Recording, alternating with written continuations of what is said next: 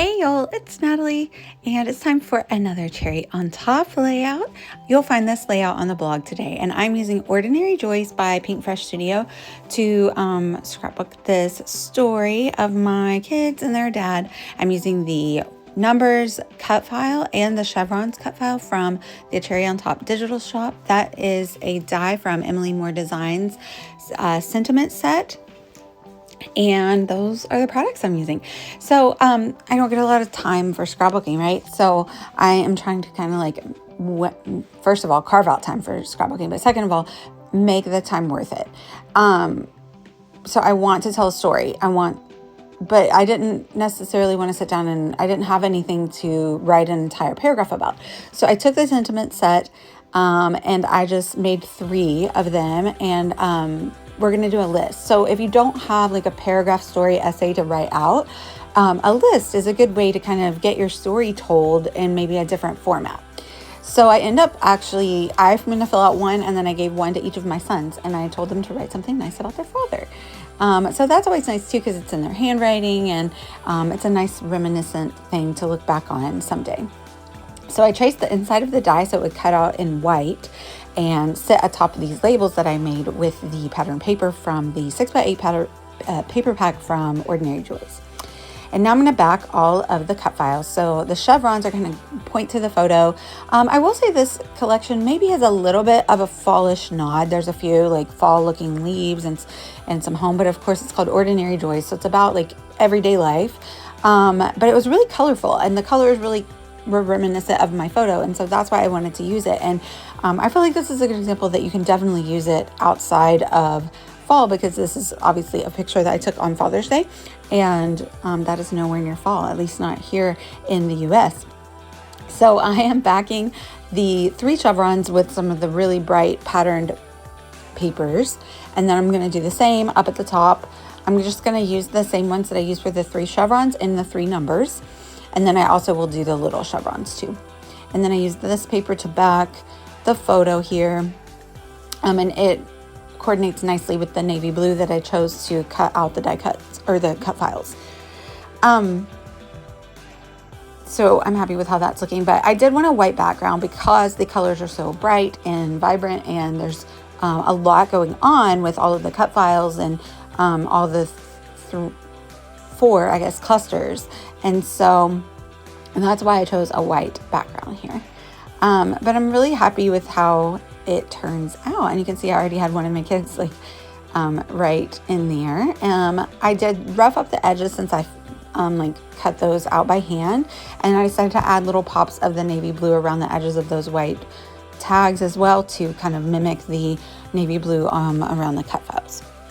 So now I'm going to organize it. And like I said, I'm kind of creating clusters with the 3 numbers and journaling up at the top, and then one big cluster across the bottom with the chevrons and the photo. And I say this all the time in my videos, but like, in order to have cohesion in your page, it's always really nice to repeat elements. And so you'll see me doing that here a lot. So I went in and I pulled out some of the die cuts that I wanted to use from the Ordinary Joys ephemera set.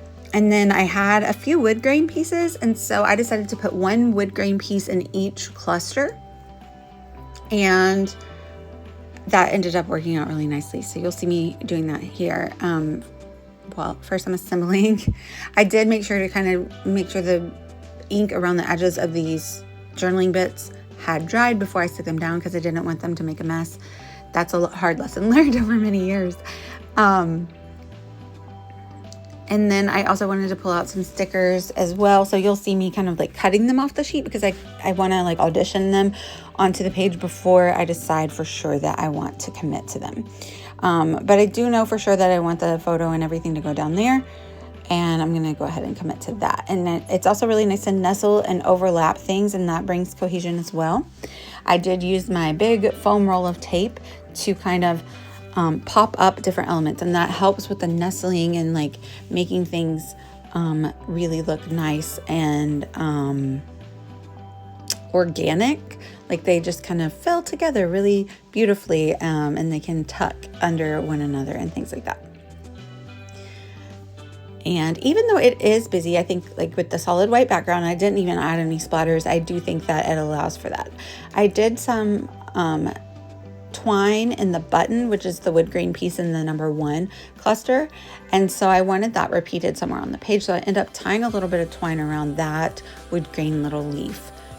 And I kind of made sure to add maybe like 1 word sentiment to each cluster. And then I also went through and kind of added a pattern sticker or something flat to the page, and then laid the cut file on top of it.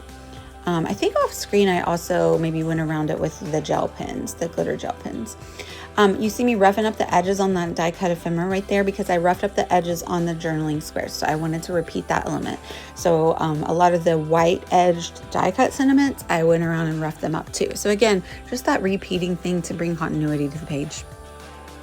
Like I said, I'm on the Cherry blog today with this, so you can see all the detail shots and some more tips and tricks for using listing journaling in your storytelling on scrapbook pages and making that time count. That wasn't the right spot, so I move it and boom, there it is. That's what it needs. And so you can see a nice visual triangle there between the 3 wood grain pieces up at the top.